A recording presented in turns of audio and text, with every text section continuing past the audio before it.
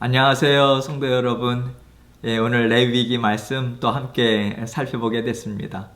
날마다 하나님께서 주시는 힘과 능력이 말씀을 통해서 또 기도의 자리를 통해서 우리에게 하나님께서 공급해 주십니다. 늘 그 자리 사모하시고 성령님께서 도와주셔야 돼요. 그래서 오늘도 성령님께서 우리와 함께 하십니다. 이 시간 성령님을 온전히 의지하는 마음으로 하나님 앞에 같이 또 말씀을 생각해 보도록 하겠습니다. 먼저 찬송 한 곡 부르고 그리고 계속해서 말씀 공부 시작하도록 하겠습니다. 찬송가 315장입니다. 찬송가 315장 내 주 되신 주를 참 사랑하고, 이 찬양 우리 함께 고백하는 마음으로 찬양 드리도록 하겠습니다. 내 주 되신 주를 참 사랑하고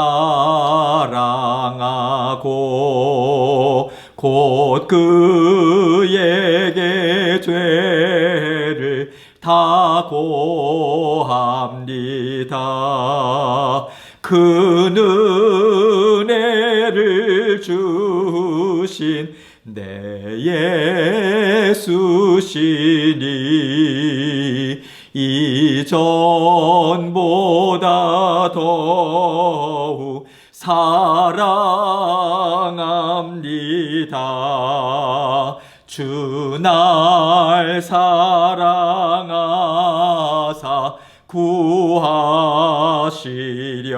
구하시려고 저 십자가 고난 당하셨도다. 그 가시관 쓰신 내 주 배우니 이전보다 더욱 사랑합니다. 내 평생에 힘쓸 그 큰 의무는 주 예수의 덕을 늘 기림이라. 숨질 때에까지 내 할 말씀은 이전보다 더욱 사랑합니다. 그 영광의 나라 나 들어가서 그 풍성한 은혜 늘 감사하리. 금멸유관 쓰고 나 찬송할 말 이전보다 더욱 사랑합니다. 아멘. 기도하겠습니다. 사랑이 많으시고 은혜가 풍성하신 아버지 하나님, 감사합니다. 오늘도 우리 주님께서 저희에게 새로운 날 주셨습니다. 저희는 하루하루 날마다 똑같은 것 같은 그런 시간들을 산다라고 생각을 합니다. 그러나 아버지 하나님, 우리 하나님께서는 날마다 새로운 날을 저희에게 허락하시고 아버지 새 날을 저희에게 선물로 주십니다. 어제와는 다른 좀 더 나은 주님의 뜻을 아버지 하나님 조금 더 깨닫고 또 주님의 기뻐하시는 뜻을 온전히 이루고자 하는 새 마음을 가지고 아버지 하루하루 살아갈 수 있도록 도와주옵소서. 어제보다 나은 오늘, 오늘보다 나은 내일, 아버지 하나님 저희의 영이 더욱더 성장해서 주님께서 기뻐 사용하시는 하나님의 귀한 그릇들로 날마다 깨끗이 씻김 바 되고 쓰임 받을 수 있도록 은총 베풀어 주옵소서. 저희에게 날마다 함께 하시는 주님 감사드리고 아버지 하나님의 자녀된 권세로 힘있게 살아갈 수 있도록 날마다 변함없는 사랑, 은혜 베풀어 주시는 것 아버지 온전히 받아 누리며 살아갈 수 있는 저희들 될 수 있도록 은총 베풀어 주옵소서. 오늘도 말씀을 통해서 저희에게 들려주시고자 원하시는 하나님의 귀한 음성 아버지 풍성히 받아 누리고 감사함으로 살아가는 저희들 될 수 있도록 도와주옵소서. 예수님 이름으로 기도합니다. 아멘. 저희가 지난주에 이제 그 레위기 6장 1절로 7절 말씀을 함께 생각해 보면서요. 저희가 속건제 그 내용을 계속해서 생각해 왔었죠. 그러면서 그 속건제 레위기 6장 1절로 7절 말씀과 연관된 말씀으로 이제 마태복음 5장 23절로 24절 말씀 같이 생각을 했었어요. 예물을 드리려 하다가 형제에게 원망을 들을 만한 일이 생각나거든 그것을 제단에 놓고 먼저 형제와 화해하고 그리고 와서 하나님 앞에 예물을 드려라. 그렇게까지 말씀을 하시는 내용을 우리가 함께 살펴봤고요. 또 마태복음 22장 34절로 40절 말씀에 가장 큰 계명이 무엇이냐? 이제 바리새파 사람들은 그런 계명에 나름대로 자기들이 이것은 중요한 계명, 이것은 덜 중요한 계명 이렇게 나눠가지고 그래서 하나님 앞에 예수님께 가장 큰 계명이 무엇이냐 그렇게 물어봤지 않습니까? 시험하고자. 예수님께서 내 마음을 다하고 목숨을 다하고 뜻을 다하여 주 너의 하나님을 사랑하라. 그렇게 말씀을 하시고 두 번째도 이와 같다. 그래서 둘째도 그와 같으니 첫째 계명과 동일하게 같은 중요성을 가지고 너희가 지켜야 하는 것은 하나님을 사랑하는 그 마음과 같이 너의 이웃을 사랑하라. 그래서 지난주에 뭐라고 말씀드렸어요? 이웃을 사랑한다라고 하는 것은 내 자신과 같이 사랑하라. 그렇게 예수님께서 말씀을 하시면서 사랑한다라고 하는 그 말씀이 단순히 우정이나 친구 간의 애정이나 이런 차원이 아니라 하나님이 주시는 사랑, 그 사랑을 받아 누려야만 사랑할 수 있는 그 수준이라고 말씀을 드렸잖아요. 무조건적이고 절대적인 의미에 있어서의 사람은 불가능해요. 그러나 하나님과의 온전한 연합된 관계 가운데 있을 때에 우리가 하나님 앞에 그 능력을 받을 수 있는 거예요. 하나님이 기뻐하시는 뜻을 따라서 사랑할 수 있는 능력이 생기는 거예요. 우리 스스로는 만들 수 없다고 말씀을 드렸습니다. 그래서 거기까지 저희가 함께 말씀을 나눴고요. 오늘 말씀을 보면요. 이제 마태복음 3장 8절부터 함께 말씀을 나눌 텐데요. 뭐라고 말씀하고 있습니까? 그러므로 회개에 합당한 열매를 맺고 이렇게 이야기하죠. 우리 하나님께서는요. 사람과의 관계 가운데 하나님은 얼마나 중요하게 생각하는지 모릅니다. 왜 그렇습니까? 우리가 하나님의 복음을 증거해야 되잖아요. 그를 하나님의 자녀로 회복해서 하나님께서 회복시키시는 그러한 통로로 우리를 사용하시잖아요. 그런데 우리가 사람과의 관계 가운데 그들에게 원망 들을 만한 일들만 저지르고 또 그들을 미워하고 시기하고 질투하고 하나님께서 기뻐하시지 않는 그런 마음으로 가득 차 있다면 우리는 절대로 하나님의 복의 통로가 될 수가 없습니다. 세상 사람들은 하나님을 알지 못해요. 하나님을 보지 못해요. 그러나 예수님께서 이 땅에 오셔서 하나님이 어떠한 분이신가? 하나님이 이렇게 사랑이 많으신 분이시다. 하나님은 어떠한 분이신가? 이렇게 능력이 많으신 분이시다. 이것을 예수님의 삶을 통해서 보여주셨잖아요. 그래서 세상 사람들이 예수님의 모습을 보면서 하나님의 사랑을 간접적으로 볼 수 있고요. 예수님의 살아가는 삶을 통해서 그 형제 자매들을 얼마나 극진한 그 사랑으로 돌보셨는가, 사랑하셨는가, 그것을 보면서 하나님의 사랑을 깨닫지 않습니까? 마찬가지죠. 그래서 우리가 먼저 우리의 가족을 하나님 앞에 구원의 길로 인도하고자 하는가? 우리의 가장 가까운 친구들과 친인척들과 또 회사 동료들과 하나님의 복의 통로가 되길 원하는가? 하나님께서 우리에게 말씀하십니다. 화목하라고, 화평하라고. 그러할 때에 하나님이 주시는 마음으로 그 능력을 공급받지 못한다면 우리는 그 삶을 살 수가 없는 거예요. 그래서 하나님과 온전한 관계 가운데 그 능력 받아서 하나님이 주시는 그 마음으로 그 온유함으로, 그 겸손함으로 형제 자매들을 사랑하고자 했을 때, 섬기고자 했을 때에 하나님께서 그들의 마음을 움직일 수 있는 그 첫 시작을 할 수 있는 거죠. 이 말씀도 동일합니다. 회개에 합당한 열매를 맺고, 합당하다라고 하는 것은요, 같은 분량의, 무슨 말입니까? 우리가 진정으로 하나님 앞에 죄를 자복하고 그 죄가 내 형제 자매를 아프게 했다, 하나님의 마음을 아프게 했다, 그렇다면 그 하나님께서 나를 죄를 사해 주신다라고 하는 그 확신을 가지고 하나님 앞에 나아가잖아요. 그와 동일한 분량의 합당한 열매를 맺어야 된다. 이것은 하나님이 주시는 마음으로, 하나님께서 주시는 능력으로 하나님 앞에 온전한 회개를 드렸다면 그 마음에서 우러나오는 성령님께서 움직여 주시는 대로 같은 분량의 열매를 맺는 삶을 살아야 한다. 그래서 하나님 앞에 회개했는가? 그리고 하나님 앞에 회개함으로 또 형제 자매와의 그런 관계 가운데 있어서도 더 나아가는 삶을 살았는가? 그렇다면 그 열매를 맺는 삶을 이제는 살아야 된다. 적극적인 의미에 있어서 선을 베풀고 또 하나님 앞에 회개한 그 마음을 가지고 형제 자매 그런 어떤 관계 가운데에 계속해서 하나님 앞에 나아가는 삶을 살아야 한다. 이것을 이야기하고 있습니다.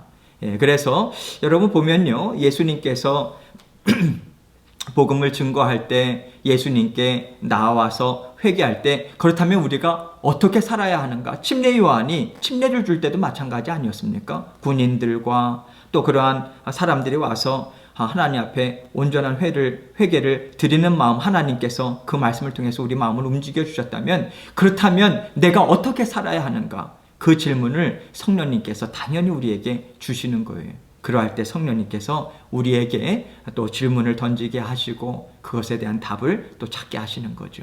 누가복음 19장 8절로 9절 말씀 보면요, 성령님께서 삭개오의 마음을 움직여 주심을 우리는 분명하게 볼 수 있어요.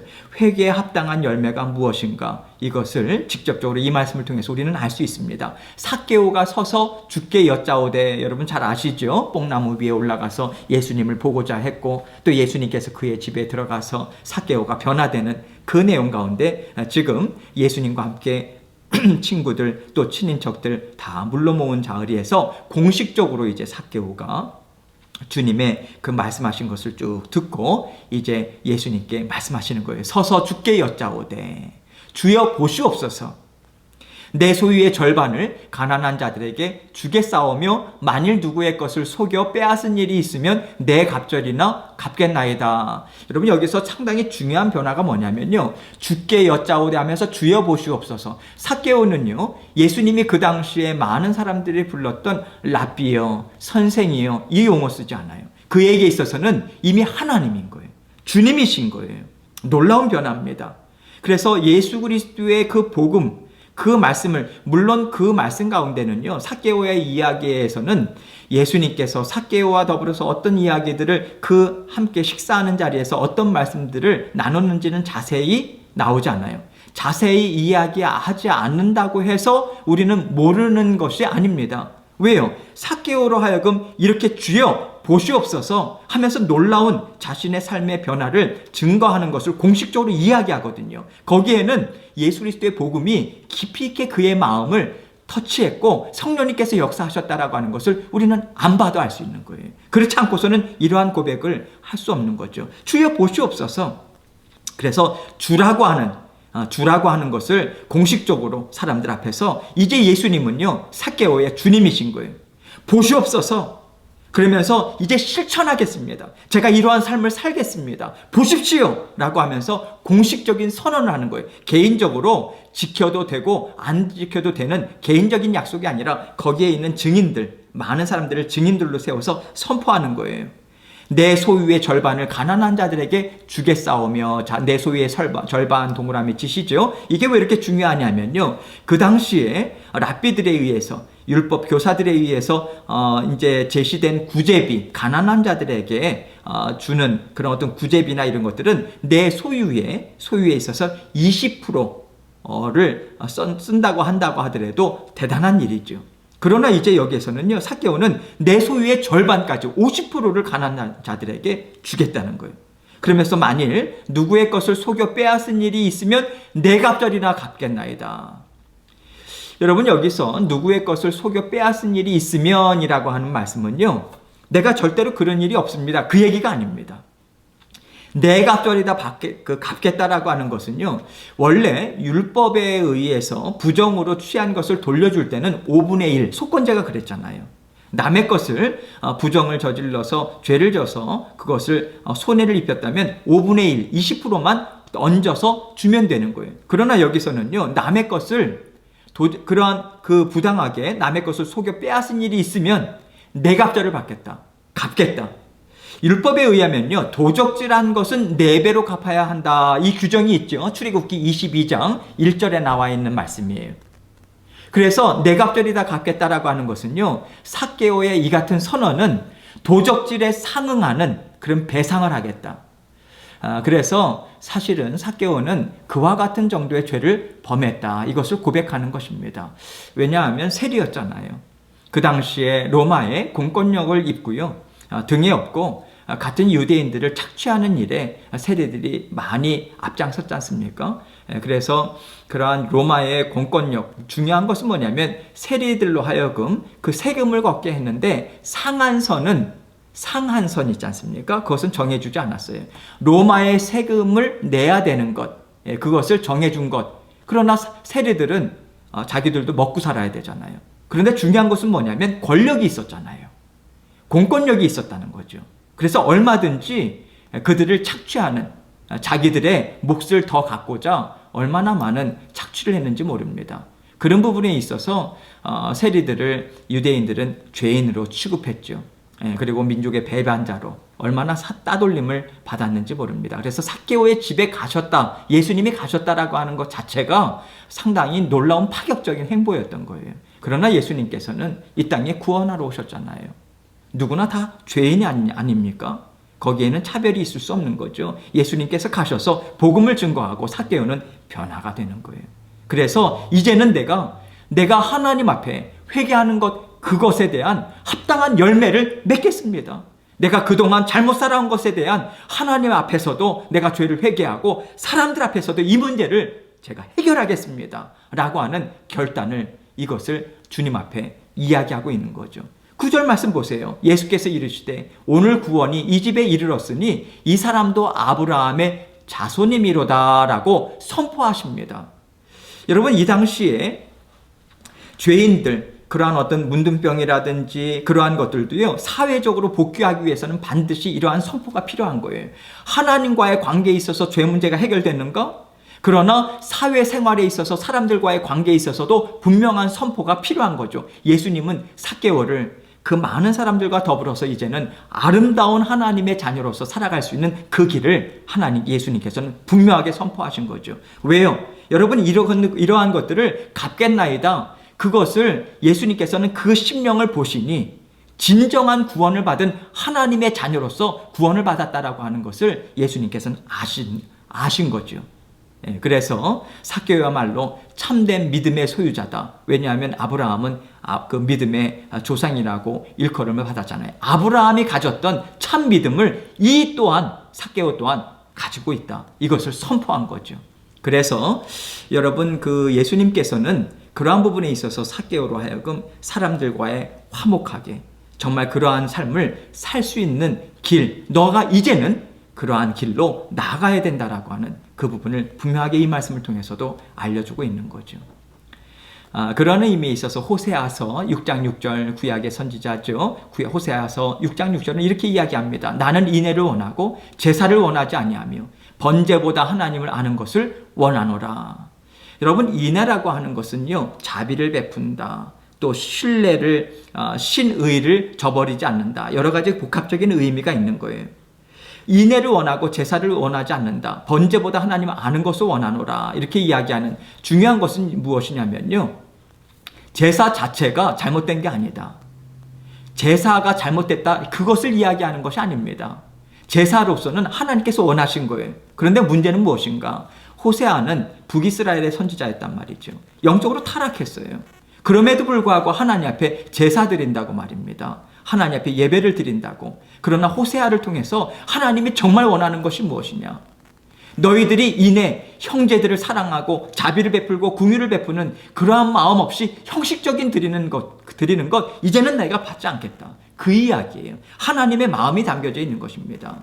그러한 형제 사랑에 대한 그 가장 율법에 있어서 중요한 것을 너희들이 저버리고 무시하고 내던지고 하나님과의 관계만 오르면 된다고? 아니, 나는 그런 하나님 아니야. 이것을 이야기하고 있는 거예요. 그래서 번제보다도 하나님을 아는 것을 원한다. 이것을 말씀하고 있는 것이죠. 하나님을 안다라고 하는 것, 말씀을 안다라고 하는 것입니다. 말씀을 안다라고 하는 것, 무슨 의미겠습니까? 하나님의 심정을 안다는 거예요. 나를 향한 하나님의 심정.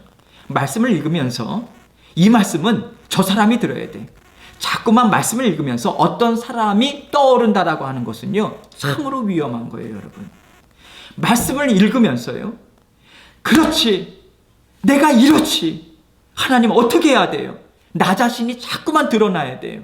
그것이 온전히 하나님의 말씀을 묵상을 하는 하나님의 기뻐하시는 뜻입니다. 이 말씀을 들을 때, 목사님의 설교를 들을 때, 어떠한 책을 읽을 때, 또 성경을 읽을 때, 이것은 내 아들이 들어야 되는데, 내 딸이 들어야 되는데, 내 배우자가 들어야 되는데, 여러분, 아니에요.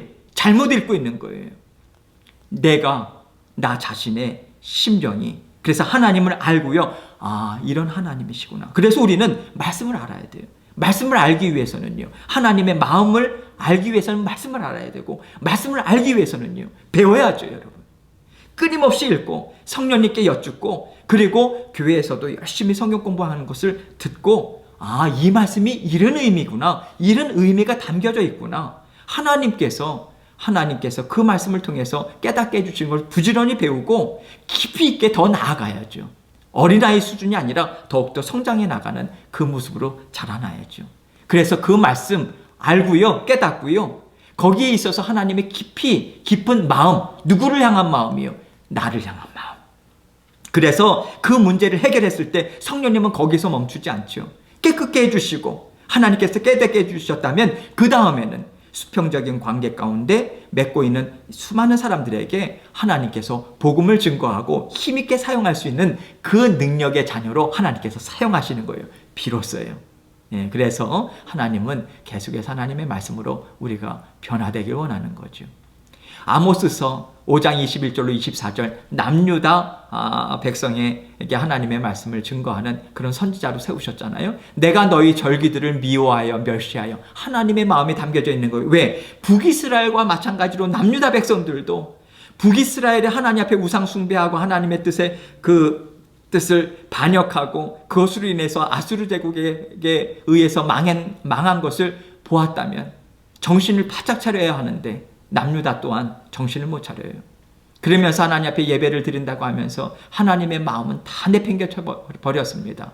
그래서 하나님께서 얼마나 그 마음이 통탄하고 슬픈 마음, 그리고 정말 하나님 앞에 정말 하나님의 백성들을 돌이키고자 하는 그 마음이 있었는지, 내가 너희 절기들을 미워하여 멸시하며 너희 성회들을 기뻐하지 아니하나니, 이렇게 이야기한 거죠. 절기들이 무엇입니까? 너희 절기, 이스라엘의 3대 절기들을 가리키죠. 무교절과 유교절. 그 무교절과 유교절은 같이 지킨다고 했어요. 그래서 이 무교절을 이야기하고 3대 절기는 유월절이라고도 이야기하고, 무교절, 그리고 칠칠절, 그리고 초막절, 이 3대 절기를 이야기하죠.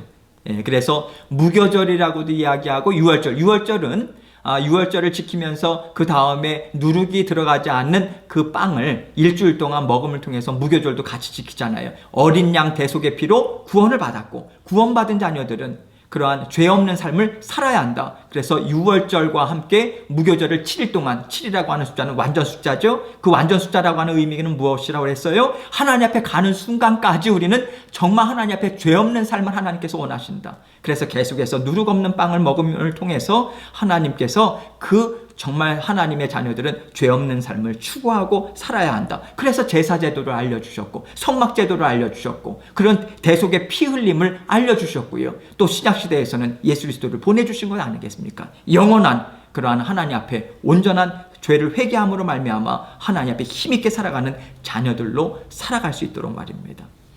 그리고 77절, 맥주절이라고도 이야기하죠. 그리고 오순절이라고도 이야기하고 77이 49. 그래서 7주간 지나서 50일째 되는 그런 50일째 되는 오순절, 맥주절, 그리고 77절이라고도 부르기도 하죠.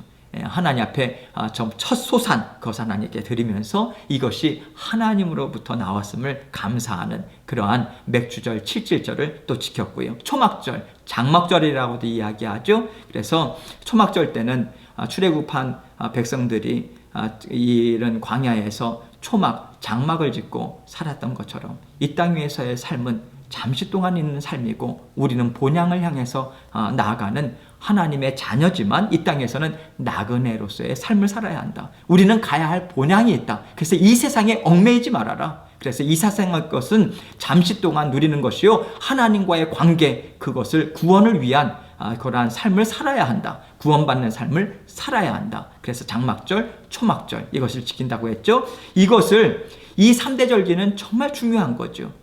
그러나 하나님께서 너희 절기들을 미워하여 멸시하며 너희 성회들을 기뻐하지 아니하나니, 예배로 모이는 것을, 제사로 모이는 것을 기뻐하지 않는다. 미워한다는 것까지 이야기하죠. 왜 그렇습니까? 하나님의 그런 어떤 마음은 다 내팽개쳐 버리고 형식적으로만 전락돼 버리고 말았거든요. 그래서 22절 보세요. 너희가 내게 번제나 소제를 드릴지라도 내가 받지 아니할 것이요, 너희의 살진 희생의 화목제도 내가 돌아보지 아니하리라. 이렇게까지 이야기한 거예요. 하나님께 예배를 드릴 때 하나님께서 그 예배를 기뻐 흠양하시고, 기뻐 흠양하신다라고 하는 하나님의 기쁨이, 하나님께 드리는 예배를 드리는 자들에게는 하나님의 기쁨이 능력으로 임하는 거예요. 하나님께서 은혜로 임하는 거예요. 하나님이 기뻐 받으셔야만 우리에게 은혜가 임할 수 있는 거예요. 그런데 하나님께서 받지 않으시겠다. 은혜 우리에게 올 수 없죠, 여러분. 하나님의 자비 올 수 없죠, 여러분. 그래서 하나님께 드릴 때, 하나님이 기뻐하시는 것을 드릴 때에 하나님께서는 기뻐 흠양하시고, 내가 기쁘게 받았다라고 할 때에 하나님의 기뻐하심이 우리에게 능력으로 임하고 은혜로 임할 때에 우리는 이 땅에서의 삶을 잘 살아갈 수 있는 거예요. 상당히 중요합니다. 드리는 자, 우리는 드리는 의무만 다했다? 아니요. 받는 분의 뜻대로 드려야죠. 그래서 우리는 하나님의 마음을 잘 깨달아 알고 늘 회개하는 마음, 겸손한 마음, 온유한 마음으로 하나님께 나가는 거 아니겠습니까? 그래서 성령님께서 우리 안에 늘 함께 임재하셔서 하나님의 마음도 알려주시고, 그렇게 우리의 삶을 인도하시는 거예요. 23절 봅니다. 내 노래소리를 내 앞에서 그칠지어다. 내 비파소리도 내가 듣지 아니하리라. 내 노래소리 내 앞에서 그쳐라. 듣기 싫다. 정말 싫다. 아무리 정말 웅장한 오케스트라를 다 동원해서 하나님께 아름다운 찬양, 수많은 사람들이 찬양한다 할지라도 그 심령 가운데 하나님 앞에 외식하고요, 하나님 사랑하는 마음이 없다면, 그리고 이웃에 대한 시기, 질투, 미움이 있는 그러한 상황에서 하나님께 올려드린들 하나님께서 듣기 싫다고 하는 거예요. 이 하나님의 마음이 여기에 담겨져 있는 것입니다. 특별히 노래소리, 내 비파소리, 이것은요, 솔로몬 성전, 그것을 정해놓고 또 짓고 다윗이 성가대를, 그런 하나님 앞에 찬양대를 조직하잖아요. 하나님 주신 마음으로요. 그때부터 하나님 앞에 성전 건축, 솔로몬 성전 건축 이후에는 희생제물을 드리면서 찬양대의 찬양과 더불어서 하나님 앞에 예배를 드리고, 오늘날 그래서 저희들도 하나님 앞에 찬양을 드리고 말입니다. 그러한 기쁨의 찬양, 하나님 앞에 고백의 찬양을 드리죠. 근데 하나님 앞에 기쁨으로 우리가 주일 예배 때마다 찬양을 드리고 하는데 하나님께서 듣기 싫다.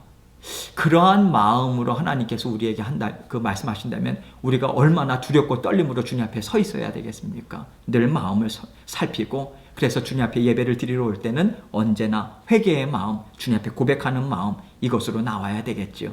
그래서 24절, 하나님의 정말 기뻐하시는 뜻이 무엇이냐? 오직 정의를 물같이, 공의를 마르지 않는 강같이 흐르게 할지어다. 정의, 공의, 무엇입니까? 하나님의 심판을 심판 때에 나타나는 하나님의 성품을 이야기하는 거죠. 그래서 하나님의 정의, 공의, 하나님의 기뻐하시는 뜻 아닙니까? 그것을 물같이, 강같이 흐르게 할지어다. 여러분, 흐르게 할지어다라고 하는 이 원어상의 의미는요, 굽이치는 강물처럼 격렬하게 흐르게 해라. 힘차게 흐르게 해라. 무엇입니까? 하나님의 뜻, 기뻐하시는 뜻을 소극적으로 이루지 말고 이 땅 위에서 살아가는 동안 하나님의 기뻐하시는 뜻을 힘있게 이루어라. 하나님의 백성들뿐만 아니라 이 세상 가운데 살아가는 그러한 삶 가운데 말입니다. 그래서 하나님을 사랑하는 마음, 하나님의 기뻐하시는 뜻이 무엇일까? 이것으로 철저히 무장해서 법조계, 경제계, 사회, 문화, 매스미디어 모든 곳곳에 하나님의 말씀으로 무장한 자들이 들어가서 하나님의 정의, 공의 이것을 힘있게 계속해서 펼쳐나가는 삶을 살기를 원하는, 그래서 하나님께서 달란트도 주셨고 은사도 주셨고 부르심도 다르고요. 하나님께서 각각의 직업군도 우리에게 허락하신 것 아니겠습니까? 주부들도, 자녀를 키우는 엄마들도, 아빠들도 그런 모든 관계 가운데 하나님의 기뻐하시는 뜻을 너희를 통해서 이루고자 하시는 하나님의 뜻이 있으신 거예요. 우리는 하나님 앞에 예배를 드리면 하나님께서는 다 받으시겠지? 아니죠. 오늘 말씀 우리 배웠잖아요. 하나님께서는 싫어한다, 미워한다, 혐오한다 이 용어까지 쓰시는 거예요. 어떠한 경우에 하나님의 뜻을, 기뻐하시는 뜻을 저버리면서 하나님과의 관계 가운데만 온전하면 됐지 하나님의 기뻐하시는 뜻은 그것이 아니다. 이것을 알려주고 있는 것이죠. 박승호 목사님 87쪽 거기에 보면 4번으로 탐심을 막는 제도적 장치 이렇게 나와 있죠. 속건제를 드려야 할 경우는 언제인가? 대답이 무엇입니까? 이웃이 맡긴 물건이나 전당물을 속이는 경우, 도둑질 이웃의 것을 착취, 남의 잃은 물건을 죽고도 부인하는 경우, 또 거짓 맹세를 하여 이웃에게 재산상의 손해를 끼쳤을 때 드린다. 지난주에 우리가 배웠죠. 이 내용 다 다루었습니다. 그래서 여러분 웃돈을 붙여서 손해를 배상하게 했죠. 몇 프로입니까? 20%, 5분의 1. 그래서 범죄자가 반드시 죄를 자복하고, 그래서 속건제를 드릴 때는 무엇이 순서였다고 그랬어요? 하나님께 죄를 범했을 때는, 하나님 앞에 죄를 범했을 때는 속죄제를 드리고, 그리고 속건제를 드릴 수 있는 그 자격을 획득한 다음에 하나님께 드릴 수 있었는데, 속건제를 드릴 때는 먼저 형제에게 배상을 하고 난 다음에 화해하고 그리고 자복하고 그리고 나서 하나님 앞에 이 예배를, 그 속건제를 온전히 드릴 수 있도록 하나님께서는 그 조치를 취하게 하시지 않습니까? 그래서 그런 어떤 돈에 대한 경제적인 부분은 사람의 마음에 깊이 자리 잡고 있는 상당한 그러한 부분 아닙니까? 그래서 자꾸만 55분의 1을 배상을 하라라고 하는 부분에 있어서는 죄를 억제하는 그런 역할도 있었다라고 이야기를 하는 거죠. 중요한 것은 하나님 앞에 속건제를, 예배를 드린다고 할 때 이웃과의 관계 가운데 분명한 그러한 믿음 따로, 생활 따로가 아니라, 이중생활이 아니라 하나님을 믿는가, 그 믿음이 형제와 자매들과의 관계에 있어서도 분명하게 나타나야 한다라고 하는 것을 분명하게 이야기하는 거죠. 예배 드렸는가, 드리지 않았는가, 그게 중요한 것이 아니라는 거죠. 그것도 중요한데, 하지만 구원받은 사람답게 살아가는 모습이 범사의 형제, 자매, 이 땅 위에서의 삶 가운데 있어서도 하나님의 자녀다운 삶이 나타나야 한다. 그래서 성물을 범하는 죄에 대한 속건제물로 드림으로 끝나는 것이 아니라, 용서받았는가? 그렇다면 새로운 존재로 변화되어야 된다. 새로운 존재로 변화된다는 것은 무엇인가? 형제 자매를 향한 적극적인 사랑으로 나아가고 있는가? 그래서 형제를 사랑하지 않는다면 하나님께 속한 자가 아니다. 이것까지도 이야기하고 있는 거예요. 거기 보세요. 요한일서 3장 10절로 11절입니다. 제가 읽습니다. 이러므로 하나님의 자녀들과 마귀의 자녀들이 드러나나니. 여러분 여기서 상당히 중요한 개념이 무엇입니까? 하나님의 자녀 따로, 마귀의 자녀 따로가 이 땅 위에서 처음부터 그렇게 있는 것이 아닙니다. 다 하나님의 자녀예요. 그러나 아담과 하와의 범죄로 말미암아 마귀에게 그 영역을 다 뺏겼죠. 그래서 이 원죄하에 있는 자녀들은 마귀의 속성, 그 죄, 궁극적인 죄의 속성을 갖고 있기 때문에, 근본적인 죄 문제를 갖고 있기 때문에 다 마귀의 자녀와 같이 그렇게 삶을 살아가는 거예요. 하나님에 대한 개념 없이 마귀의 자녀처럼. 왜? 이 땅 위에 살아가는 자녀는 그 부모를 닮아가잖아요. 하나님을 알지 못하고 구원받지 못했는데 어떻게 하나님을 닮아가는 삶을 살겠습니까? 그래서 구원받지 못했던 모든 자녀들은 하나님과의 원수되어 있는 그런 마귀의 백성들, 죄된 그런 자녀들로 밖에는 살아갈 수밖에 없는 거예요. 그래서 하나님께서 예수 그리스도의 대속의 죽으심을 우리에게 베풀어 주셨고요. 오늘날 우리를 통해서 구원의 복음을 계속해서 증거하는 이유가 거기 있는 거죠. 다 그런 마귀의 백성들로 이 땅에 살아가지만 하나님의 자녀로 이제는 살아가는 삶의 큰 변화, 정말 죄를 해결하고 하나님의 자녀로서 살아갈 수 있는 그 장소로 하나님께서는 옮겨가는 거 아니겠습니까? 그런데 여기서 이야기하고자 하는 것은 무릇 의를 행하지 아니하는 자나 또는 그 형제를 사랑하지 아니하는 자는 하나님께 속하지 아니하니라, 이렇게까지 이야기하죠. 하나님의 무릇 의는 무엇입니까? 하나님의 뜻이죠. 기뻐하시는 뜻이 무엇입니까? 하나님 사랑, 그리고 누구를 사랑한다는 것이요? 형제 자매를 사랑하는 것. 그래서 형제를 사랑하지 아니하는 자는 하나님께 속하지 아니하다. 하나님은 사랑 그 자체시잖아요. 그래서 하나님의 사랑 그 성품으로 살고자 애쓰는 그 삶이 반드시 하나님의 자녀들에게는 나타날 수밖에 없다. 그래서 그 나타나는 삶, 여러분, 이것은 완전한 모습을 하나님께서 우리에게 기대하는 바가 아닙니다. 완전한 모습은 하나님께서는 우리에게 하나님의 사랑을 받았다. 그리고 형제 자매와의 삶 가운데 정말 내가 하나님의 사랑 받은 자로서 살아가기 원합니다. 애쓰는 삶을 보고 하나님께서는 기쁨으로 받겠다. 그것입니다. 애쓰는 모습을 살 뿐이에요. 우리는 완전하게 살아갈 수 없어요. 그러나 애쓰는 모습, 저는 부족해요, 하나님. 저는 능력 없어요. 하나님 잘 아시잖아요. 그러나 하나님께서 그렇게 말씀하시니 순종하기 원합니다. 도와주십시오라고 할 때 하나님께서는 그 능력을 주시는 거예요. 그래서 우리는 그 능력 받아서 하나님께 순종하는 마음으로 애쓸 뿐입니다. 그 가운데 하나님께서 너가 참 내가 기뻐하는 내 의를 이루면서 내 자녀답게 살아가는구나, 그 인정하심이 있는 거예요. 그래서 11절에 우리는 서로 사랑할지니, 여기에서 사랑할지니라고 하는 것은 현재형입니다. 계속해서 사랑해야 된다라고 하는 것을 말씀하고 있는 것이에요. 이는 너희가 처음부터 들은 소식이라. 처음부터 요한의, 지금 사도 요한의, 이 요한일서는 사도 요한이 이제 지었지 않습니까? 적었지 않습니까? 그런 부분에 있어서 처음부터 요한의 그 편지글을 읽는 자녀들이 처음부터 들은 소식, 하나님은 사랑이시라. 그래서 우리를 구원하셨잖아요. 무조건적인 사랑으로요. 그 사랑 받으셨습니까? 그러면 계속해서 하수와 같이, 강물과 같이 하나님의 뜻을 흘려보내야죠. 사랑하는 마음, 하나님의 사랑, 하나님의 뜻 흘려보내야죠. 가깝게는 우리의 가족들, 배우자, 자녀들, 그리고 친인척들, 그리고 주의 몸된 교회 섬기는, 그리고 더 나아가서 지역사회, 계속해서 그것을 실천하는 삶을 살아가는 거죠. 빌립보서 1장 9절로 11절 말씀 볼게요. 내가 기도하노라. 이제 빌립보 성도들에게 이 편지글을 쓸 때는 아직까지 옥중에 있었던 때죠.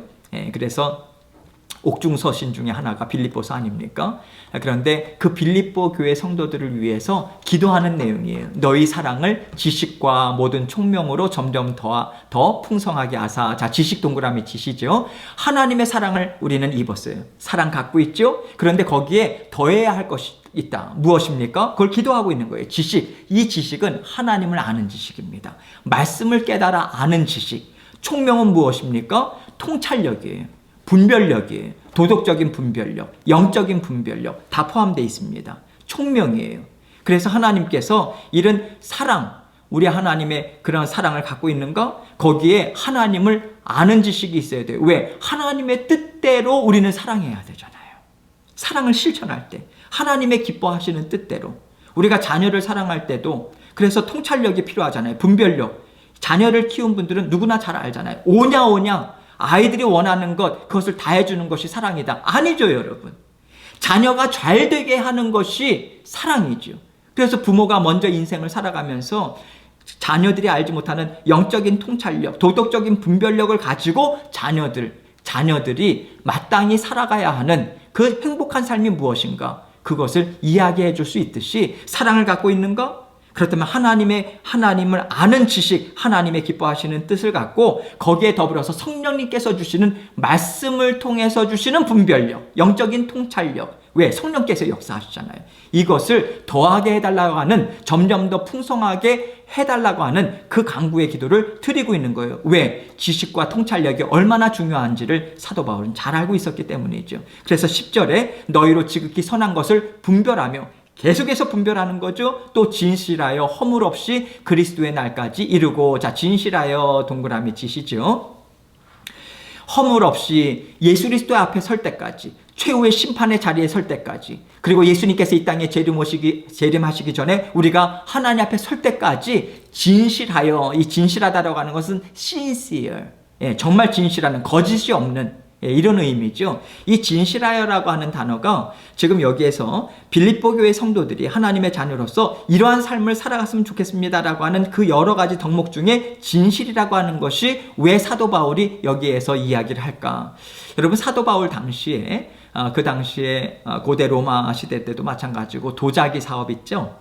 그 그릇 용기들, 그러한 용기들 사업이 상당히 번창했어요. 그래서 돈 있는 사람들은 아주 비싼 용기들을 사곤 했었는데, 그래서 용기들을 아주 정성스럽게 그런 것들을 만들었는데요. 고가품이다 보니까 거기에 흠이 조금, 또 화덕에 굽다 보면 흠이 조금 날 수도 있잖아요. 금이 조금 갈 수도 있잖아요. 너무 아까운 거예요, 그 도자기를 굽는 사람들이. 그러니까 거기에다 사람 눈으로는 볼 수 없는 그런 부분으로 인해서 그것으로 이렇게 살짝 덧입히는 거예요. 그래서 그것을 고가품으로 파는 거죠. 그런데 사람 눈으로 속일 수는 있는데, 여기에 보면 진실하여라고 하는 것에 해당하는 그 헬라어가 무슨 뜻이냐면, 그 태양빛이라고 하는 헤일레라고 하는 단어와 판단하다, 테스트하다라고 하는 크리노라라고 하는 합성어예요. 태양빛에 비추어서 판단하다, 이것이 진실하여라고 하는 그 원어상의 의미예요. 이것이 왜 어디서부터 유래됐는가 제가 설명을 드리고 있는 이 내용이에요. 그래서 사람들이 그 고가품을 살 때는 햇빛에 그 도자기를 들어본답니다. 들어봐서 햇빛으로는요, 그 사람 눈을 속이는 그것을 바른 것은 금방 티가 난대요. 그래서 햇빛에 비추어서 판단할 때, 그래서 그 햇빛에서 비추어도 그 아무런 금 간 것도 없고 완전한 완제품이다, 완벽한 작품이다 라고 할 때 그 밑에다 조그맣게 sincere라고 하는 진실된 이러한 것들로 표기를 했대요. 그래서 이것은 햇빛에 비춰본다고 하더라도 아무런 문제가 없는 그러한 완전한 그런 용기다. 거기에서 나온 거예요. 이것은 무엇을 의미하는가? 하나님 앞에 믿는 자녀들이 무엇보다도 진실해야 된다는 거예요. 하나님 앞에 정직하고요, 사람들과의 관계에 있어서도 이게 상당히 중요한 것입니다. 그것을 지킬 때 하나님께서 그 삶을 책임져 주시는 거예요. 그런 의미에 있어서 11절에 예수 그리스도로 말미암아 의의 열매가 가득하여 하나님의 영광과 찬송이 되기를 원하노라. 예수 그리스도로 말미암아 동그라미, 의의 열매 동그라미. 여러분, 열매는요, 사람 스스로 맺을 수 있는 게 아닙니다. 하나님이 주셔야 맺을 수 있는 거예요. 하나님께서 열매를 주실 때는 하나님의 기뻐하시는 뜻이 있을 때 하나님께서 때에 맞춰서 하나님께서는 반드시 맺게 해주세요. 그래서 이게 왜 이렇게 중요한가? 여러분, 우리가 하나님의 뜻대로 살지 못할 때도 우리 삶 가운데 열매를 맺는다면 우리는 죄의 구렁텅이에서 헤어나오질 못해요. 왜요? 우리가 하나님의 복을 받는 것으로 착각하잖아요. 그래서 하나님께서는 그러한 부분에 있어서 하나님께서 열매를 맺게 해주시는 것, 하나님의 기뻐하시는 뜻을 온전히 이룰 때, 그러나 때를 따라 돕는 하나님의 은혜, 하나님께서 보실 때 그 열매를 지금 주었다가는 자녀가 온전히 성장하지 못하겠다라고 할 때는 하나님께서 그 열매를 주시지 않습니다. 그래서 우리는 기다려야 되는 거예요. 기다릴 때는 무엇을 믿고 기다립니까? 하나님은 열매를 반드시 주셔. 그런데 지금 주시지 않는 것은 나에게 유익이 되지 않는다라고 하는 것을 하나님이 정확히 아시고 안 주시는 거겠지. 항상 하나님의 선하신 뜻이 있지. 여기에 우리의 마음과 생각을 맞춰버리는 거예요. 우리의 마음과 생각은 지금 받았으면 좋겠어요. 지금 열매가 있었으면 좋겠어요.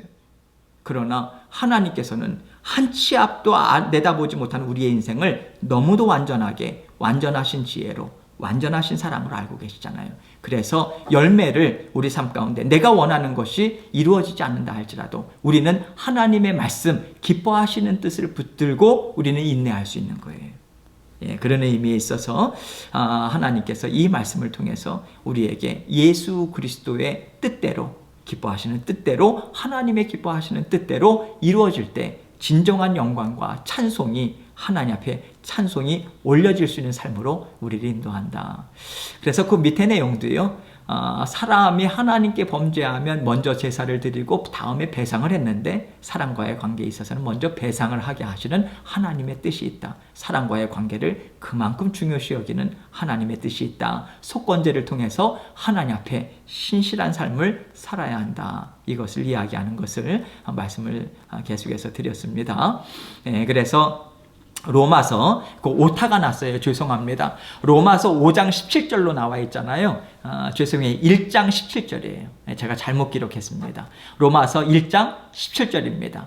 5장 17절이 아니에요. 그거 고쳐주시면 감사하겠습니다. 제가 읽을게요. 복음에는 하나님의 의가 나타나서 믿음으로 믿음에 이르게 하나니 기록된 바 오직 의인은 믿음으로 말미암아 살리라 함과 같으니라. 하나님의 의가 누구십니까? 예수 그리스도시죠. 하나님의 온전하신 뜻, 그것이 무엇인가를 분명하게 드러나는 구원의 의, 옳음, 하나님의 공의, 사랑, 이 모든 것들이 드러난 대표적인 그리스도. 그리스도가 우리의 의로 채공되었다. 그래서 복음에는 하나님의 의가 나타났다. 복음은 예수 그리스도 자체시다.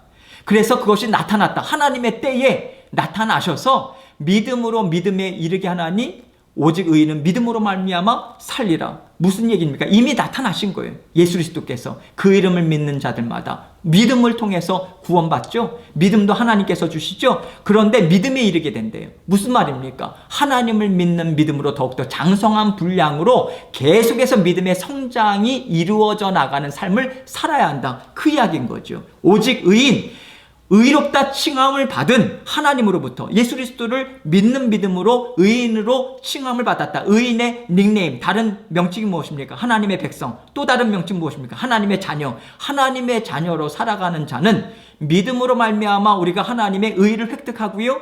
그 이후로 계속해서 하나님의 뜻을 믿는, 하나님의 기뻐하시는 삶을 살아가는 것, 그러한 믿음의 삶, 그것으로 계속해서 나아간다. 이것이죠. 그래서 믿는 믿음이라고 하는 것이 무엇입니까? 내가 원하는 대로 하나님은 이루어 주실 거야. 그것을 믿는 게 아니죠. 그것은 나를 믿는 거죠. 하나님을 믿는다라고 하는 것이 무엇입니까? 내 삶을 하나님께서는 사랑으로 보살펴주고 계시다. 하나님의 기뻐하시는 뜻으로 이루어주고 계시다. 다 다스려 주신다. 그래서 평안할 수 있다. 나는 주님 안에서 기뻐할 수 있다. 언제나 주님 앞에서 나는 소망을 가질 수 있다. 그것이 믿음의 삶인 거예요. 하나님이 기뻐하시는 믿음의 삶. 그래서 항상 낙심과 절망과 원망과 불평의 삶은 빨리 빠져나와야 되는 거예요. 그것을 빠져나올 수 있는 힘과 능력은 우리는 말씀을 통해서 얻을 수 있는 거예요. 그 이야기입니다. 갈라디아서 5장 25절에는요. 성령으로 살면 성령으로 행할지니, 성령이 들어오셔서 우리가 성령과 더불어서 탄다면 성령으로 행할지니 성령의 인도하심을 받는 삶을 살아야 한다. 이 내용을 이야기하고 있는 것이죠. 그래서 여러분 민수기서 5장 6절로 7절 말씀 보면 이스라엘 자손에게 이르라. 남자나 여자나 사람들이 범하는 죄를 범하여, 자, 사람들이 범하는 죄 동그라미 치시죠. 사람들 사이에 범하는 범죄, 발생하는 죄, 이것을 이야기하죠. 하나님에 대한 율법이나 이런 죄가 아니라 사람들 사이에서 나타나는 범죄, 범하여 여호와께 거역함으로 죄를 지으면, 자, 여호와께 거역함 동그라미 치시죠. 사람과의 관계 가운데 지은 죄를 하나님은 무엇으로 인식하신다? 나에게 거역한 죄로 인식하신다. 그만큼 하나님은 심각하게 생각하신다. 그 내용을 이야기하고 있는 것이죠.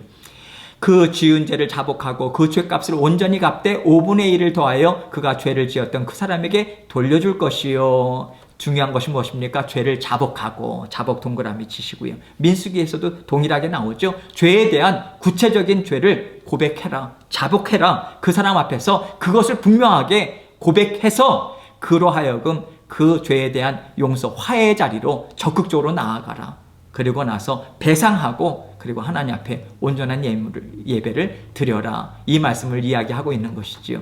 요한일서 1장 9절만 말씀을 드리고 잠깐 쉬도록 하겠습니다. 만일 우리가 우리 죄를 자백하면, 자, 죄 동그라미 치시고요. 여기 우리 죄를 자백하면이라고 하는 죄는요, 복수 형태예요. 단수가 아니에요. 이 얘기는 뭐냐면 죄를 자백한다는 얘기는 죄들이에요. 구체적인 내가 사람과의 관계에 있어서의 죄들, 하나님과의 관계에 있어서의 죄들, 이것을 구체적으로 상세하게 하나님께 아뢰라. 자백하면 그는 미쁘시고 의로사. 미쁘다라고 하는 것은 믿음직스럽다, 페이스풀하다, 믿어도 괜찮다. 왜 믿으시고 의로사? 미쁘다라고 하는 것이 무엇입니까? 왜 믿음직스럽다? 하나님은 약속해 주셨잖아요. 너희가 죄를 고백하면 하나님께서 그 죄를 고백하는 심령을 보고 사해 주신다고 약속해 주셨잖아요. 그 약속을 변하지 않고 끝까지 지키신다는 얘기죠. 어떠한 죄든지 간에 너희가 죄를 자백하면 하나님은 미쁘시고 의로우사 약속하신 바를 반드시 이루신다는 거죠. 우리 죄를 사하시며 우리를 모든 불의에서 깨끗하게 하실 것이요. 깨끗하게 동그라미 치시죠. 하나님과 화평하게, 하나님과 연합되게, 하나님께서 거룩하신 하나님으로 하나님 앞에 인정받는 자로 늘 깨끗하게 하나님께서 그런 사하시며 그 죄를 깨끗하게 하신다는 말씀이죠. 그래서 깨끗하게 하실 거예요. 죄 문제가 해결돼야만 하나님과 기쁨과 감사로 살아갈 수 있는 거예요. 여러분, 우리가 사람과의 관계에 있어서도요, 죄 문제 이런 것들 해결이 되지 않으면 사는 게 사실은 즐겁지 않잖아요. 해결이 된 다음에 상대방으로 인해서 그 죄 용서를 받고 그 다음에 기쁨으로 살아갈 수 있는 거잖아요. 마찬가지로 그런 의미에 있어서 우리 죄를 자백할 때 하나님께서 우리를 깨끗게 해주십니다. 중요한 것이 무엇입니까? 고백해라. 입술로 자백해라. 그리고 하나님과의 관계에 있어서도 해결 안 받고 사람들과의 관계에 있어서도 해결하고 그리고 나서 하나님 앞에 힘 있는 자녀로서 살아가라라고 하는 하나님의 마음이 담겨져 있는 것입니다. 예, 잠깐 쉬고 계속해서 진행하도록 하겠습니다.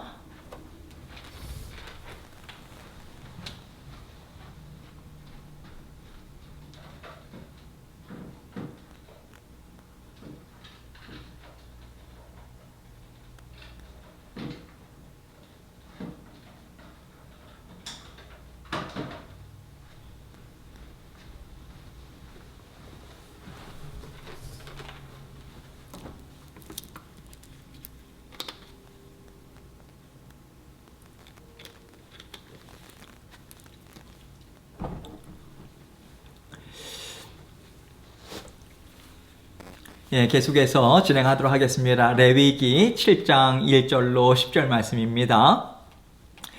여러분, 레위기 7장은요, 이제 37절 말씀을 보면 이렇게 기록되어 있어요.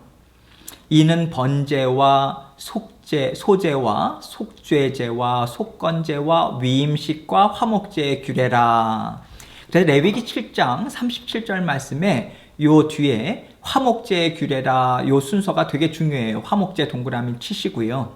말씀 성경이 있으시면 38절 여호와께서 시내 광야에서 이스라엘 자손에게 그 예물을 여호와께 드리라 명령하신 날에 시내산에서 이같이 모세에게 명령하셨더라. 이렇게 레위기 7장 말씀은 맞춰지고 있어요. 지금 이 말씀은 레위기 7장 38절 마지막 말씀은요, 어디부터 시작된 말씀이냐면 6장 8절부터 문맥상 시작된 말씀이에요. 6장 8절부터는 각종 제사제도, 규례, 이것이 이제 계속해서 나왔잖아요. 먼저는 레위기 1장부터 5대 제사에 대해서 계속해서 이야기가 나오고 6장 8절부터는 제사제도의 규례에 대해서 이야기를 하는데, 이제 레위기 6장 8절부터 7장 이 38절 마지막 절까지는요, 이제 제사를 드리는 제사장들 입장에서 감당해야 되는 규례들을 이야기하고 있어요. 그 전까지는 동일한 내용이지만 제사를 드리러 온 사람이 하나님께 어떻게 드려야 되는가, 그 규례에 대해서 6장 7절까지, 레위기 6장 7절까지 이야기했다면 6장 8절부터는 그것을 집전하는 제사장들이 어떻게 행해야 되는가, 제사장들 입장에서 하나님께서 알려주시는 거예요. 당연히 다르겠죠. 이해가 되시죠?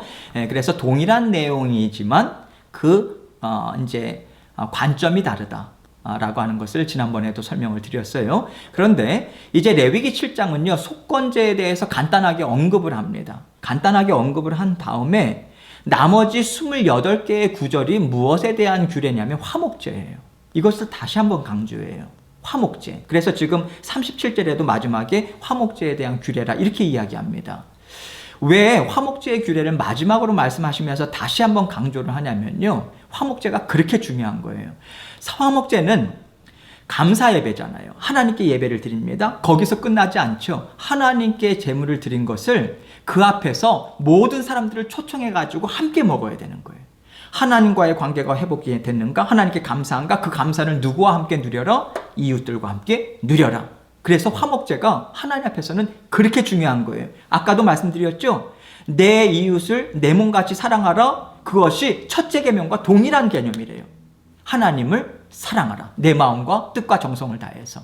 그 이야기가 화목제에 분명하게 들어가 있는 것입니다. 하나님의 기뻐하시는 뜻이 무엇인가? 이 땅 위에서 우리가 하나님 앞에 기뻐하는 삶을, 하나님께서 기뻐하시는 삶을 살아가는 삶이 무엇일까? 하나님께 부지런히 예배드리고 사랑과의 관계는 다 흩어진다 할지라도 상관없어. 나는 하나님 앞에서만 떳떳하면 돼. 아니죠. 이제는 그 생각을 버리셔야 합니다. 사랑과의 관계 중요합니다. 하나님은 그것을 보신다고 했어요. 그거 보시고 예배를 받으실 것인지 안 받으실 것인지까지도 하나님께서는 말씀하신다고 우리는 배웠습니다. 하나님께서 알려주셨다면 배운 대로 우리는 이제는 삶을 살아가야 되는 거예요. 그게 복받는 삶인 것입니다. 그래서 얼마나 하나님과의 화목을 요구하신 만큼 사람들과의 화목을 하나님께서는 강조하시는가. 그래서 로마서 5장 10절로 11절 말씀 보면 곧 우리가 원수되었을 때에, 그때 설명을 드렸죠. 원수되었을 때라고 하는 그 용어를 지금 로마서 5장 6절에서는 우리가 연약할 때에 라고 하는 표현으로 썼고, 8절에서는 우리가 죄인 되었을 때에, 그러나 이것보다도 좀 더 나아가서 우리가 원수되었을 때, 그래서요 로마서 5장 6절, 8절, 10절 보면요 점점 더 우리가 죄된 노예로서 살아가는 그 비참함에 대해서 점점 더 점층법을 사용을 하면서 표현을 했어요. 우리가 연약할 때에, 죄인이었던 때죠. 그런데 그 8절에 우리가 죄인 되었을 때에 그것으로 만족하지 않는 거예요. 우리는 하나님 앞에 원수였어요. 하나님을 싫어했어요. 하나님을 외면했어요. 하나님을 미워했어요. 저주했어요. 우리 죄된 그런 어떤 존재들로서 우리는 그렇게 살았던 자들이에요. 그러나 그 원수를 위해서 살아가는 독생자 예수 그리스도의 생명을 내어주신 거예요. 그래서 그의 아들의 죽으심으로 말미암아, 동그라미 치시죠. 그 길밖에 없는 거예요, 여러분. 예수 그리스도의 그 사랑. 하나님과 화목하게 되었은즉 이제는 해결된 거예요. 자녀로서 거듭날 뿐만 아니에요. 이제는 화평하게 살아갈 수 있는, 언제든지 주님 앞에 달려나갈 수 있는 거예요. 여러분 하나님 앞에 요즘 힘있게 달려나가요? 기쁨으로 달려나가세요? 왜 여러분은 하나님 앞에 기쁨으로 달려나가는 것을 자꾸만 브레이크를 거는 게 무엇입니까? 혹시 불평입니까? 혹시 근심입니까? 혹시 하나님 앞에 원망입니까? 낙심입니까? 무엇입니까? 빨리 해결하셔야 돼요. 빨리 해결하셔야 돼요. 그래서 하나님과 온전한 연합을 이루어야만 우리는 하나님 앞에 온전한 자녀로서 힘있게 살아갈 수 있는 거거든요. 하나님이 이미 화목해 해주셨어요. 기쁨으로 뛰어놀면서 함께 살아가죠. 그래서 화목된 자로서는 더욱더 그의 살아나심으로 말미암아, 그의 살아나심은 무엇을 가리킨다고 했어요? 예수 그리스도의 부활을 가리킨다고 했어요. 그의 살아나심으로 말미암아 구원을 받을 것이니라. 예수 그리스도의 대속의 죽으심뿐만 아니라 부활하심을 통해서 부활의 능력을 우리에게 주셨잖아요. 그래서 우리는 죽지만 죽지 않잖아요. 그래서 그것이 좀 더 우리의 삶 가운데 연결해서 이야기하자면 우리는 사방으로 우겨싸움을 당한다 할지라도 우리는 낙심하지 않잖아요. 우리는 절망하지 않잖아요. 왜? 예수 그리스도의 다시 살아나신 부활하신의 능력이 우리 가운데 부어졌기 때문에. 우리는 스스로 일어설 수 없어요. 예수 그리스도께서 나를 사랑하시고 나를 붙잡아 주신다는 그 손길을 붙잡고 우리는 일어설 수 있는 거죠. 그래서 부활의 능력을 여기에서 증거하고 있는 거예요. 그래서 화목하게 된 자로서는 더욱 그의 살아나심으로 말미암아 구원을 받을 것이니라. 계속해서 우리는 구원을 이루어 나가는 삶을 살고 있죠. 구원이 무엇입니까? 하나님과 화목한 삶. 거기에서 받아 누리는 하나님께서 주시는 능력 가지고 하나님께서 우리에게 복의 통로로 많은 사람들과 함께 화목하게 살아가는 삶. 그게 구원을 이루어 나가는 삶 아닙니까? 하나님께서 그것을 보시고 착하고 충성된 종아, 너를 통해서 나는 기쁨을 많이 받았고 너를 통해서 많은 구원의 열매가 맺혀졌다. 왜요? 사랑하고 베풀고 품어주고 바른 길로 정말 이끌고자 하는 그 심령들에는 하나님께서 영혼을 붙여주지 않습니까? 그래서 그를 통해서 구원 역사도 나타나는 거 아니겠어요? 11절 봅니다. 그뿐 아니라 이제 우리로 화목하게 하신 우리 주 예수 그리스도로 말미암아 하나님 안에서 또한 즐거워하느니라. 즐거워하는 삶이 우리에게 주어졌으니 너희는 진정으로 즐거워하고 있는가? 이것을 이야기하고 있는 것이지요. 그래서 즐거움이나 기쁨이나 여러분 요즘에 와서 우리가 그렇게 생각할 수 있잖아요. 아유 목사님 지금 뭐 즐거울 게 뭐가 있겠습니까? 기뻐할 게 뭐가 있겠습니까? 여러분 사람의 눈으로 볼 때는요 그러합니다. 맞습니다. 제가 여기서 이야기하는 기쁨과 즐거움은 사람들 감정적인 차원에 있어서의 기쁨과 즐거움, 그래서 희낙낙 그렇게 사셔라 그 말씀 아닙니다. 여러분, 우리가 삶을 살아가면서 진정한 기쁨과 즐거움이라고 하는 것은 무엇을 통해서 우리에게 먼저 나타나냐면 마음의 평안함입니다. 마음의 평안함. 그래서 어려울 때는 우리가 감정적인 영역에 있어서는 기쁨과 즐거움과 이렇게 살아가기는 어려워요. 그런데 마음에 하나님이 이것 또한 다스려 주시지, 하나님의 기뻐하시는 뜻이 있지 하면서 주님을 믿는 믿음으로 나아갈 때 우리 마음 가운데 평안이 있고요. 하나님이 주시는 그 마음으로 감사가 있어요. 그것을 하나님은 무엇으로 받으신다고요? 너가 나를 기뻐하는구나, 그렇게 받으신다는 거예요. 너가 나를 즐거워하는구나, 그렇게 받으신다는 거예요. 내 마음 가운데 기쁨과 즐거움으로 살아간다라고 하는 부분에 있어서는 지금 이 상황 가운데서는요, 인간적인 차원에 있어서 기쁨과 즐거움으로 살아가야 된다, 그 말씀 드리는 것이 아닙니다. 여러분 마음 가운데 평안하십니까? 여러분 마음 가운데 하나님을 향한 만족하심이 있으십니까? 하나님의 인도하심에 대한 감사가 있으십니까? 그렇다면 하나님께서는 너가 나를 정말 기뻐하는구나, 즐거워하는구나, 그 기뻐하시는 예물로 받으신다는 거예요. 그런 의미에 있어서 우리가 우리 자신을 좀 돌아볼 필요가 있는 것이지요. 예, 그래서 여기에 보면요, 각종 제사를 드리는 순서에 대해서도 1장부터 5장까지 순서가 번제, 그 다음에 우리 뭐 배웠어요? 소제, 그 다음에는요 화목제, 그 다음에는요 속제제, 그 다음에는요 속건제, 그렇게 배웠죠, 순서가. 그런데 이것은 받으시는 하나님께서 보신 순서고요, 드리는 사람 입장에서는 이것을 역순으로 우리가 생각해야 된다는 거예요. 중요한 것은 무엇이냐면 속건제입니다.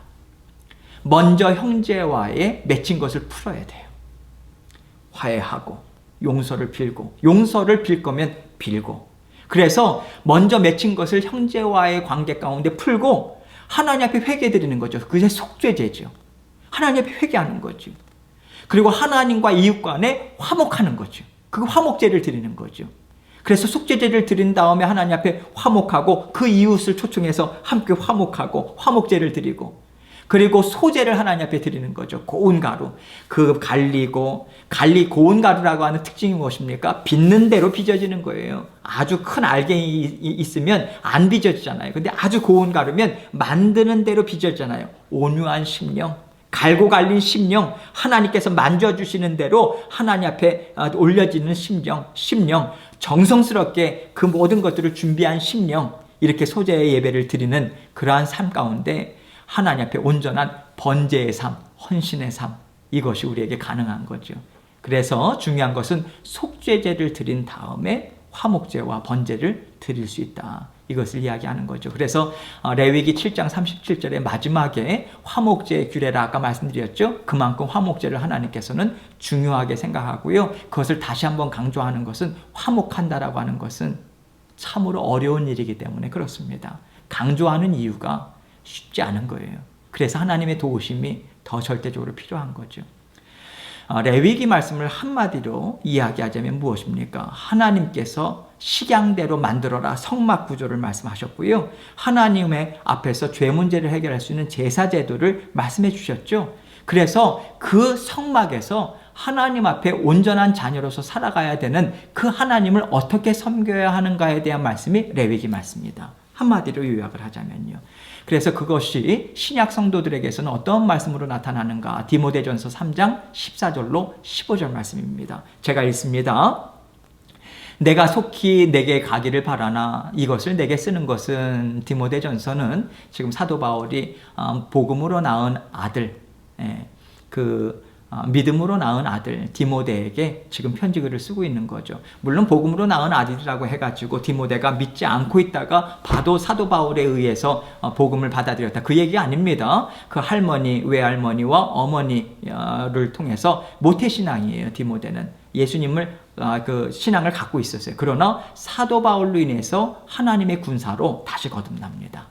그래서 온전한 믿음으로 서게 돼요. 그래서 사도 바울은 그 복음으로 낳은 아들 그런 믿음으로 낳은 아들 이렇게까지 이제 인식이 있는 거죠. 사도 바울에게 있어서 사도 바울이 디모데에게 에베소 교회를 맡겼어요.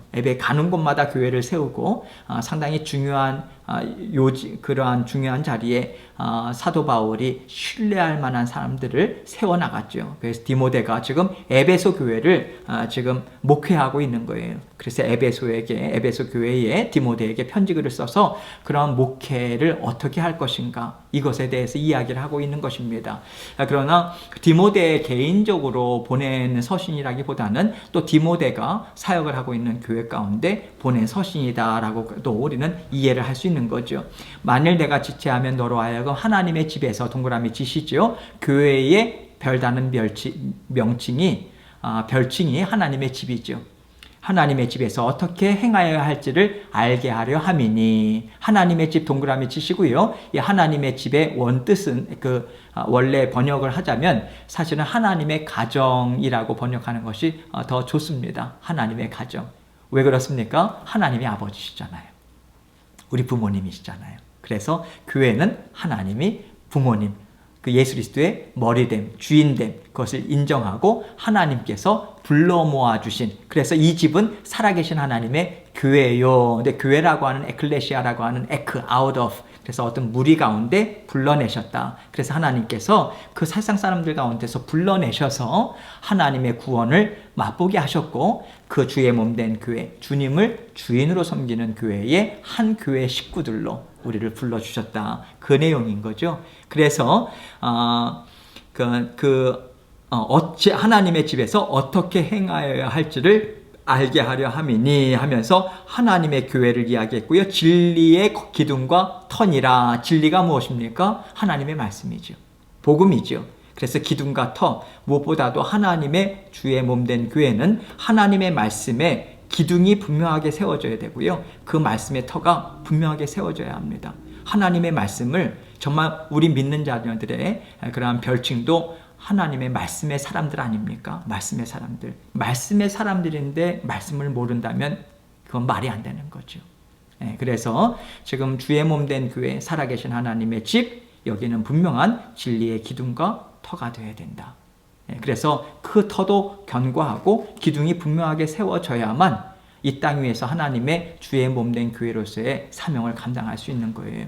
이게 상당히 중요합니다. 앞으로 시대는요, 점점 더 하나님의 진리된 말씀이 흔들리는 시대를 우리는 맞이해요. 기존의 질서가 다 허물어져요. 기존의 질서는 무슨 질서를 이야기합니까? 하나님의 창조 질서예요. 지금까지 인류 역사 가운데 하나님께서 믿지 않는 자들이라 할지라도 양심이 있었고요. 그런 기본적인 하나님의 말씀에 그 기초가 있는 상황에서 죄가 무엇인지 분명하게 인식하는 시대로 지금까지 진행돼 왔는데요. 앞으로는 다 허물어집니다, 여러분. 허물어지는데 유독히 하나님의 말씀과 반대되는 부분으로 계속해서 치닫게 돼 있어요. 그래서 세상이 계속해서 그것을 허물어뜨리는 것이 무엇으로 허물어뜨리냐면 하나님의 진리의 말씀을 허물어뜨리는 것을 집중적으로 나아갈 것입니다. 그래서 이제 앞으로는요, 교회가 예전에 교회의 그런 어떤 커뮤니티 안에서의 인식이라든지 그러한 부분들이 교회에 대한 어떤 리스펙트라든지 그런 어떤 구원의 방주로서의 막연한 그런 어떤 기대감이라든지 여러분 앞으로는요, 기대하기가 어렵습니다.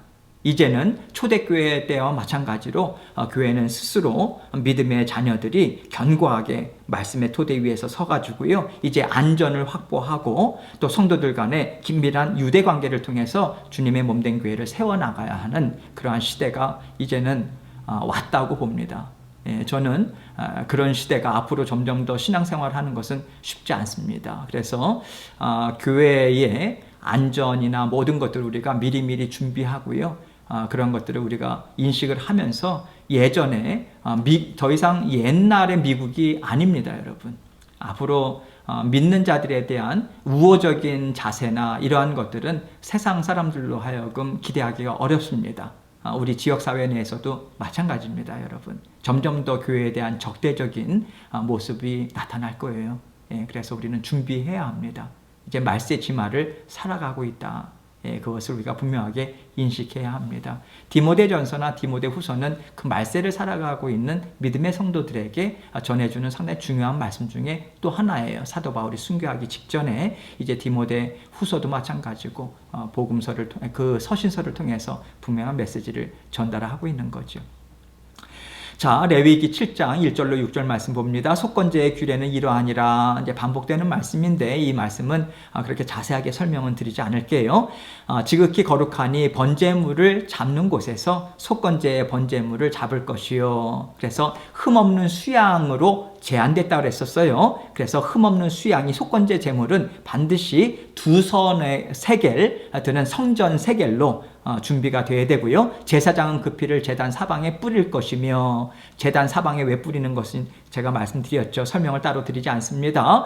그 기름을 모두 들이되 곧 그 기름진 꼬리와 내장에 덮인 기름과 두 콩팥과 그 위에 기름 곧 허리 쪽에 있는 것과 간에 덮인 커플을 콩팥과 함께 떼어내고 제사장은 그것을 다 제단 위에서 불살라 여호와께 화제로 드릴 것이니 이는 속건제니라. 제사장인 남자는 모두 그것을 먹되. 그래서 희생제물을 잡아가지고요, 피는 뿌려지고요, 기름은 불사르고요, 하나님 앞에 화제로 올려드리죠. 그리고 고기는 먹으라, 이 말씀을 주고 있는 거죠. 7절 말씀 봅니다. 속죄제와 속건제는 규례가 같으니. 그러니까 겉모습으로 봐서는 속죄제인지 속건제인지 그렇게 구별이 없는 거예요. 그런데 그 제물은 속죄하는 제사장에게로 돌아갈 것이요.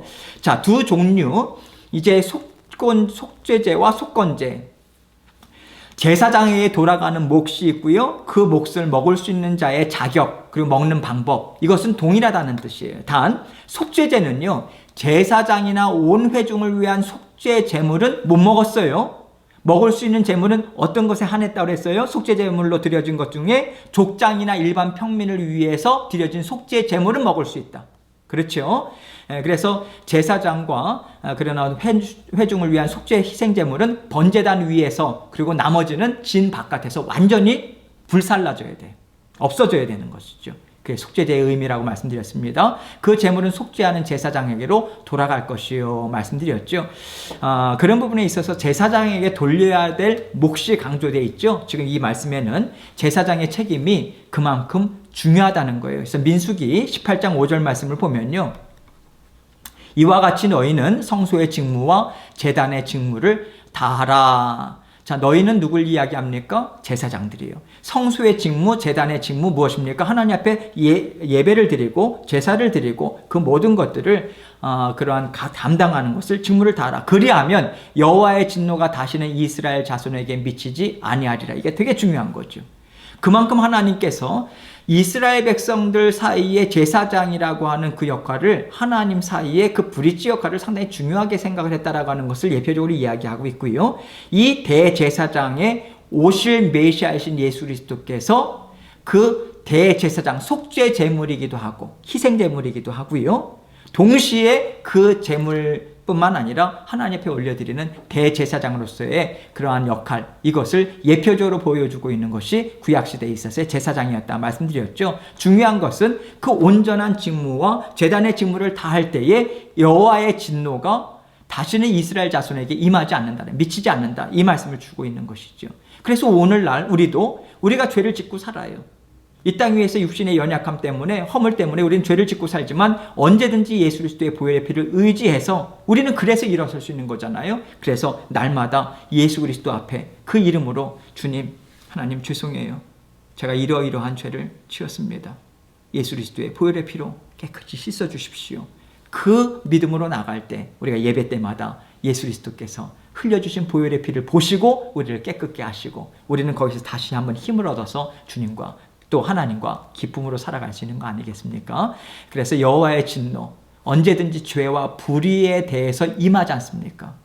그런 부분에 있어서 그런 성소의 직무, 제단의 직무를 규례대로 잘 이루어 나간다. 오늘날 우리들도 하나님 앞에서 하나님의 말씀대로 살아가고자 했을 때 우리가 이 땅 위에서 하나님의 부르심을 받은 제사장 아니겠습니까? 여러분이 처음 영적인 열매를 맺는 가정 가운데 처음 영적인 열매일 수도 있는 거예요.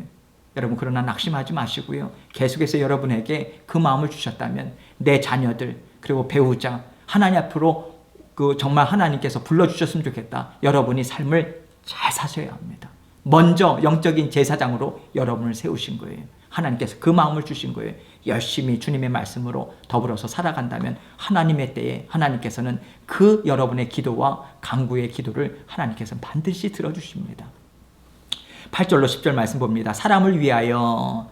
자, 번제를 드리는 내용인데요. 번제의 종류는 두 가지가 있다고 그랬죠. 제사장과 온 이스라엘 회중이 죄를 속한 후에 이스라엘 온 회중이 끊임없이 헌신을 드리겠다라고 하는 매일 아침 저녁으로 그 의미로 드리는 상번제가 있다고 했어요. 그러나 특정한 사람이 하나님 앞에 헌신과 봉사를 드리겠다라고 하는 특별 번제가 있다고 했었는데, 여긴 사람을 위하여라고 하는 말씀을 통해서 볼 때는 사람의 특별 번제를 이야기하는 거예요. 번제를 드리는 제사장, 곧 그 제사장은 그 드린 번제물의 가죽을 자기가 가질 것이며, 자, 제사장에게 돌려지는 거예요. 9절, 화덕에 구운 소제물과 냄비에나 철판에서 만든 소제물은 모두 그 드린 제사장에게로 돌아갈 것이니, 소제물은 기름 섞은 것이나 마른 것이나 모두 아론의 모든 자손이 균등하게 분배할 것이니라. 이렇게 이야기했죠.